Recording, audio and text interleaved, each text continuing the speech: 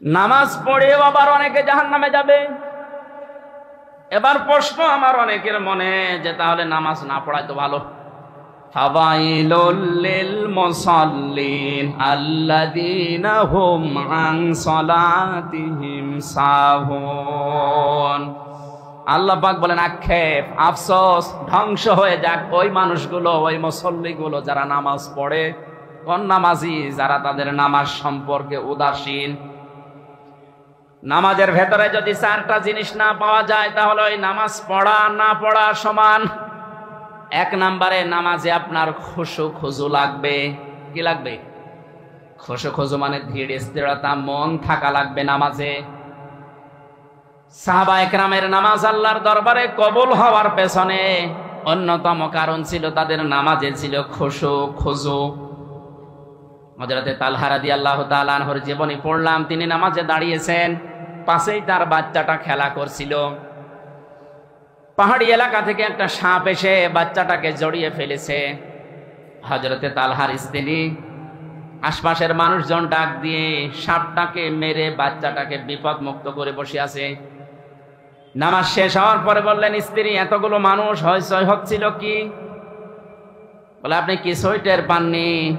বাচ্চাটাকে সাপে জড়িয়ে ফেলেছিল, আপনি নামাজে আছেন, এই জন্য আশপাশের মানুষ ডাক দিয়ে সাপ মেরে বাচ্চাকে বিপদ মুক্ত করে আমরা আসি, এই জন্য গ্যাঞ্জাম হচ্ছিল। হযরতে তালহা নামাজের ভেতরে দাঁড়িয়ে সাপে বাচ্চা জড়িয়েছে, মানুষজন এসেছে, মুক্ত করেছে, উনি কিছুই টের পাননি। কি তেলাওয়াতে ছিলেন? স্ত্রী ডাক দিয়ে বলে, স্বামী আমার, এতগুলো কাজ আপনার সামনে ঘটে গেল, আপনি কিছুই টের পেলেন না। তালহা রাদিয়াল্লাহু তাআলা আনহু বলেছিলেন, স্ত্রী, নামাজে দাঁড়িয়ে আমার আল্লাহর সাথে আমার কথা হচ্ছিল। নামাজের ভেতরে যদি মন এদিকে ওদিকে চলে যায়, ওই নামাজ আর নামাজ থাকে না।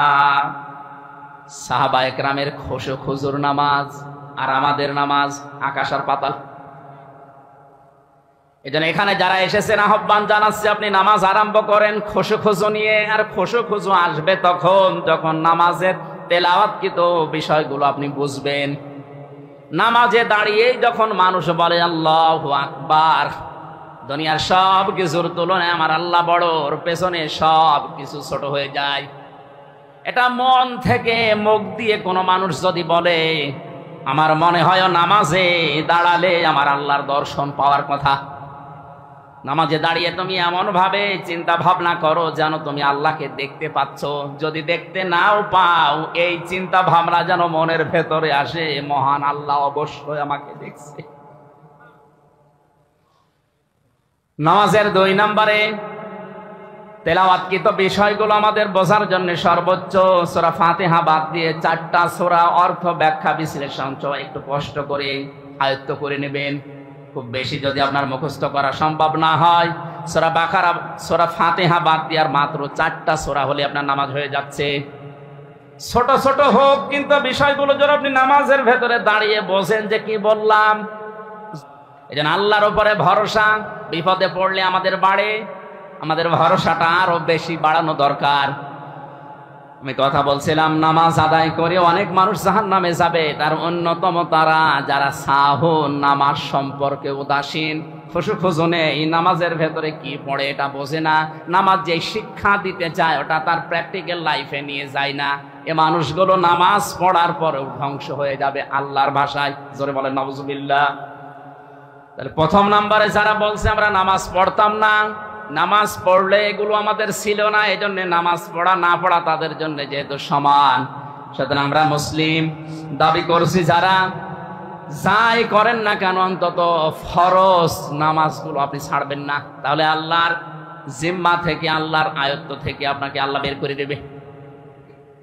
আর আল্লাহর দায়িত্ব থেকে কোনো বান্দা বান্দি যদি বের হয়ে যায়, ওই 1 সেকেন্ড অন্তত চলার কথা না। চলতে গিয়ে হঠাৎ পা পিছলিয়ে বা পা বাঁকা হয়ে পড়ে গেলেন, পা ভেঙে গেল, আল্লাহর দায়িত্ব ছাড়া 1 সেকেন্ডও সুস্থ থাকাও সম্ভব না। অথচ ফরজ নামাজ যদি কেউ ছেড়ে দেয়, আল্লাহ পাক বলেন ওর দায়িত্ব আমি আল্লাহ ছেড়ে দেই। জোরে বলেন নাউজুবিল্লাহ। আমি আশা করতে পারি এই মাহফিলের এই ময়দানে মানুষ যারা আছে, অন্তত জীবনে যতদিন আজরাইল না আসে ফরজ নামাজ ছেড়ে দেব। কারা রাজি আছেন প্রাপ্ত যারা? লিল্লাহি তাকবীর। মাহফিল ইনশাআল্লাহ সাকসেস হবে যদি এই কথাগুলো আমরা ঠিক রাখতে পারি। দ্বিতীয় নম্বরে ওরা ডাক দিয়ে বলবে অলাম নাকুন নুতিমুল মিসকিন, আমরা এতিম মিসকিনদের খাবার দিতাম না। দারিদ্র মুক্ত সমাজের জন্য আমাদের কোনো ভূমিকা ছিল না। আজ অনেকেই শুধু নিজে খাবো, নিজে পরবো, নিজের আখের গোছাবো, এই চিন্তায় আছে।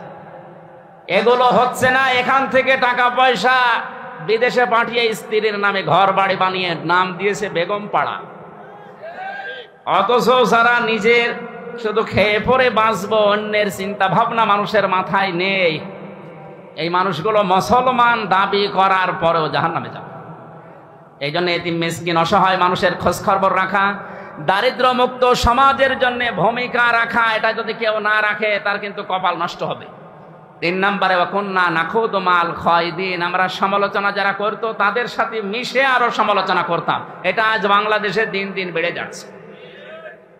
আমি সাবধান করছি, আপনারা সমালোচনা বন্ধ করেন, নয়তো মুসলমান দাবি করার পরও নাম যদিও আপনার মুসলমানের, আপনি কিন্তু সাকারে যাবেন জাহান্নামে।